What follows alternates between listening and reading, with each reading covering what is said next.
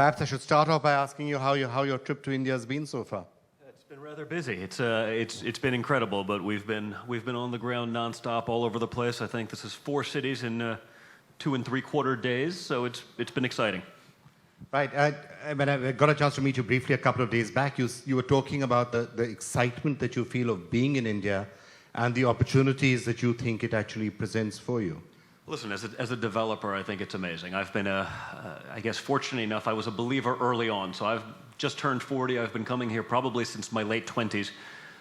Some of that didn't exactly start off as I would have planned. It took sort of the school of hard knocks to really learn how to get into the right sector, how to meet the right developers, to partner with the right people, to bring our brand ultimately here.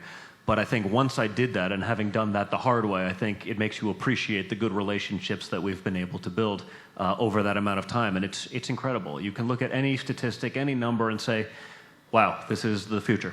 So you were referring to the changed circumstances. Now, obviously, things have changed in the last 1 year. Does it help? Does it hurt to have your father as the president of the United States? Well, we can't and we aren't doing new deals. So obviously, from a business perspective, that's not a positive, right? I've spent, for me personally, over a decade nurturing those sort of relationships where now it would be much easier to do further business. But understandably, we've pulled away from that, again, because we don't want any kind of conflict of interest. We don't want anyone saying that we're taking advantage of it. So from a business perspective, it's clearly a negative given the time that we've vested to really learn a market. But there will be a time after politics where we'll be able to get back into that market. And I think, here we'll certainly have credit for the years that we believed in the market, again, before others did.